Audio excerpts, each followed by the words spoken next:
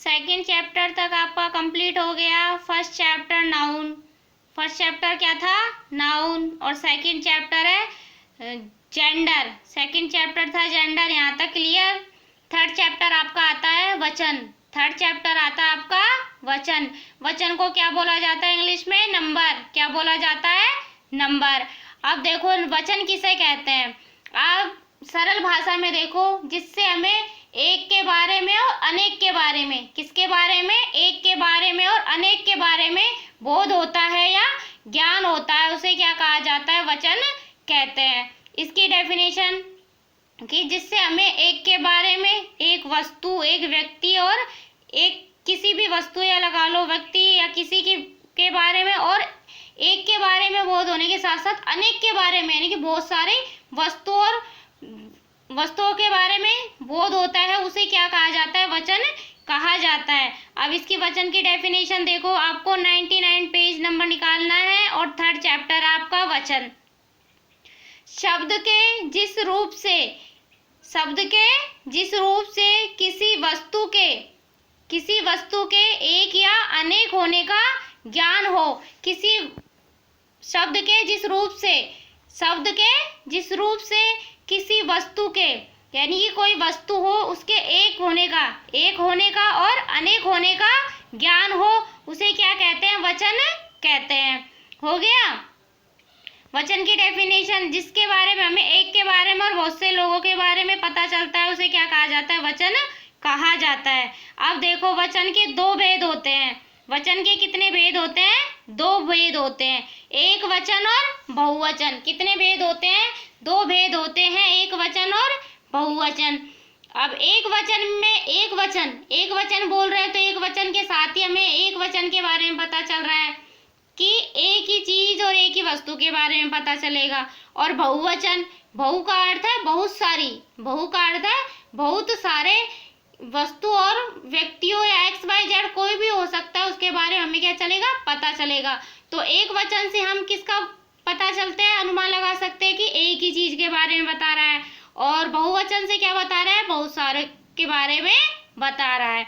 अब आपने देखा एक वचन और बहुवचन कि इसके दो भेद होते हैं, वचन के दो भेद होते हैं, एक वचन और बहुवचन। और वचन किसे कहते हैं? शब्द के जिस रूप से हमें एक वस्तु के या अनेक होने का ज्ञान हो, उसे क्या कहा जाता है? वचन कहते हैं। यहाँ तक क्लियर? ओके। इसके बाद देखो ऊपर एग्जाम्पल दिए गए हैं।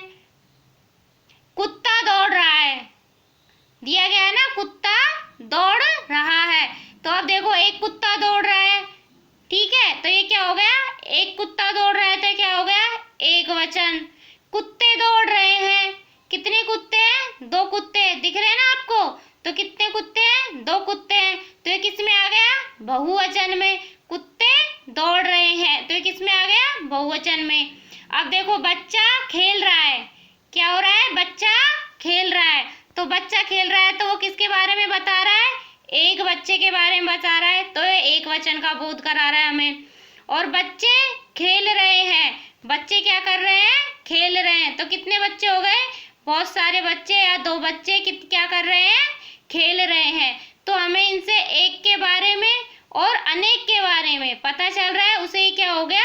वचन कहते हैं। अब वचन में देखो, एक वचन में कपड़ा, कुत्ता और गुब्बारा, ये किसके उदाहरण हैं? एक वचन के। एक कपड़ा, एक पुस्तक और एक गुब्बारा किस में आएगा? एक वचन में। कपड़े, पुस्तक और गुब्बारे ये किसके अंतर्गत आएंगे? बहुवचन में। किस में आएंगे ये? बहुवचन में। हो गया। इसके बाद देखो एक वचन किसे कहते हैं? एक वचन किसे कहते हैं? अब देखो इसकी डेफिनेशन क्या है।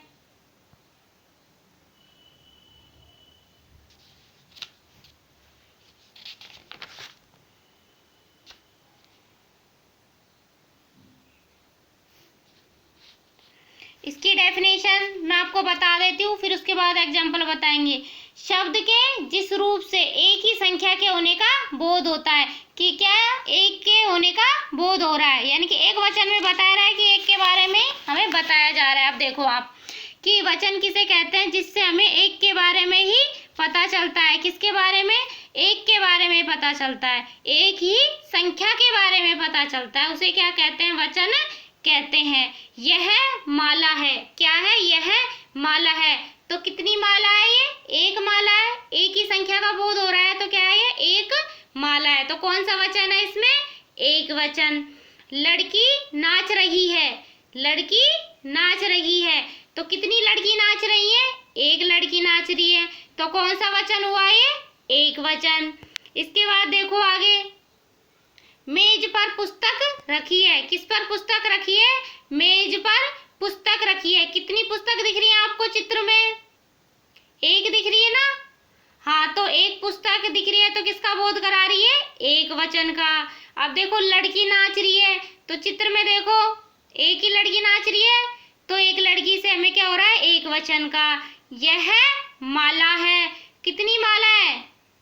आपकी बुक में जो उदाहरण दिया गया है उसमें कितनी माला है? एक ही माला है ना? तो किसका बोध करा रहा है ये? एक वचन के बारे में बता रहा है। अब देखो नीचे लिख रखा है, ऊपर लिखे वाक्यों में रंगीन शब्द लिख रखे हैं ना कलर पेन से। माला, लड़की और क्या है? पुस्तक संख्या में एक होने का बोध करा रहे हैं। कितनी होने का बोध करा रहे हैं? एक होने का बोध करा रहे हैं। माला, लड़की और पुस्तक कितने हैं ये? एक होने का बोध करा रहे हैं। तो कौन सा वचन हो गया ये? एक वचन। यहाँ तक क्लियर? अब इसकी डेफिनेशन देखो आप। शब्द के एक वचन की डेफिनेशन देखो। शब्द के जिस रूप से संख्या के किसके? संख्या के एक होने का बोध होता है। संख्या के एक होने का बोध होता है, उसे क्या कहते हैं? एक वचन। आपको उदाहरण बता ही दिए मैंने पहले कि एक वचन एक के बारे में बता रहा था। यह क्या है? माला है। यह एक लड़की नाच रही है और यह मेज पर पुस्तक रखी है। किस पर? मेज पर पुस्तक रखी है। तो ये सब एक के बारे में बता रहे थे, एक ही संख्या के बारे में। तो देखो, शब्द के जिस रूप से संख्या के एक होने का बोध होता है उसे एक वचन कहते हैं। उसे क्या कहते हैं? एक वचन कहते हैं। अब देखो, कुत्ता, लड़का, किताब, चिड़िया आदि। अब कुत्ता, लड़का एक ही संख्या का बोध करा रहा है, एक ही लड़के के बारे में बता रहा है। किताब एक ही किताब के बारे में बता रही है। और चिड़िया किसके बारे में बता रही है? एक ही चिड़िया के बारे में हमें पता चल रहा है। तो ये कौन सा वचन हो गया? एक वचन। अब देखो बहुवचन। बहुवचन देखो, बहुवचन में जिसमें हमें बहुत यानी कि अनेक के बारे में पता चलता हो। किसके बारे में? अनेक के बारे में पता चलता हो, यानी कि वो काफी हो, उनके बारे में पता चलता हो। अब देखो, जैसे अनेक हो गई, किताबें हो गई, पुस्तकें हो गई, मेज हो गई, मालाएं हो गई, बहुत सारी कुर्सियां हो गई, टोपियां हो गई, गुड़िया हो गई और बहुत सारे कमरे हो गए। तो ये किसका बोध करा रहे हैं? बहुवचन का। अब देखो बहुवचन की डेफिनेशन। शब्द के जिस रूप से संख्या में एक से अधिक होने का, किसमें? एक से अधिक होने का बोध होता है, जिसमें हमें एक से अधिक होने का बोध होता है, उसे क्या कहते हैं? बहुवचन कहते हैं। अब जैसे किताबें, बहिनें, मालाएं, आंखें, चादरें आदि। आंख होता तो एक आंख के बारे में आता, आंखें तो दोनों आंखों के बारे में बता रहा है।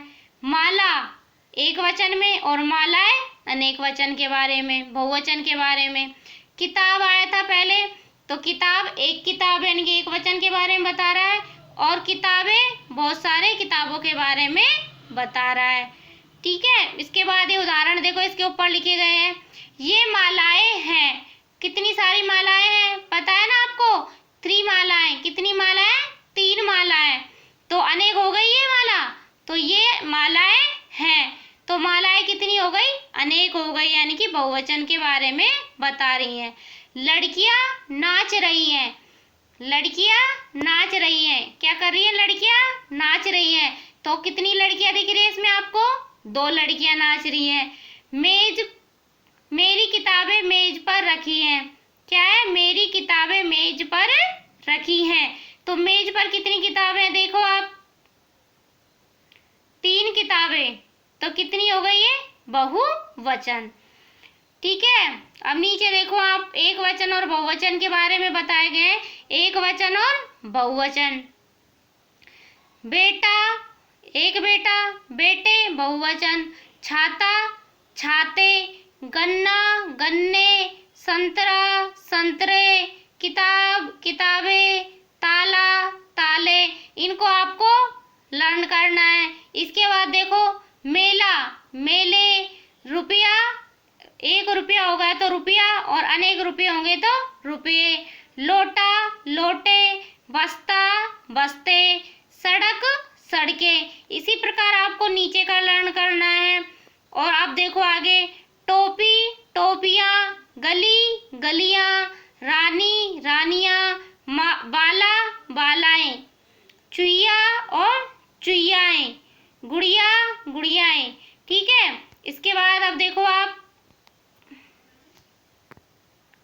नीचे विशेष दे रखा है। अपने से बड़ों का आदर करने के लिए एक वचन के साथ बहुवचन के क्रिया का प्रयोग करते हैं। जैसे आप अपने से बड़ों का आदर करते हो ना, तो उसमें एक वचन के साथ किसका प्रयोग किया जाता है? बहुवचन का। अब देखो, आप कहाँ जा रहे हैं? महात्मा गांधी महान थे। अध्यापक पाठ पढ़ा रहे हैं। इसके साथ कुछ शब्दों में एक वचन तथा बहुवचन एक ही होते हैं। जैसे एक वचन और बहुवचन एक जैसे होते हैं। जो कुछ शब्द ही बता रखे हैं, देखो इसमें, भालू एक वचन का भी बोध कराएगा और बहुवचन का भी। हाथी, मोर, कबूतर, चाचा, नाना, मामा, दादा, काका आदि। जो ये शब्द है एक वचन में प्रयोग होंगे, बहुवचन में इनका प्रयोग नहीं होगा। एक वचन में और बहुवचन में सेम शब्द रहते हैं। बारिश, पानी, दूध, घी, दही, आकाश, जनता आदि एक वचन ही होते हैं। ये शब्द ही क्या होते हैं? एक वचन ही होते हैं। हस्ताक्षर, आंसू, प्राण, दर्शन, दाम, लोग आदि बहुवचन शब्द होते हैं। अब देखो कौन कौन से बहुवचन होते हैं? हस्ताक्षर, आंसू, प्राण, दर्शन, दान, लोग, ये शब्द क्या होते हैं? बहुवचन होते हैं। अब आपका क्लियर हो गया? थर्ड चैप्टर आपका कंप्लीट। वचन किसे कहते हैं? जिससे हमें एक और अनेक के बारे में पता चलता है, उसे वचन कहते हैं। वचन के 2 भेद होते हैं, एक वचन और बहुवचन। जिसमें हमें एक ही संख्या का बोध होता है, उसे क्या कहा जाता है? एक वचन कहा जाता है। और जिसमें हमें अनेक संख्या के बारे में पता चलता है, अनेक के बारे में बोध होता है या ज्ञान होता है, उसे क्या कहते हैं? बहुवचन कहते हैं।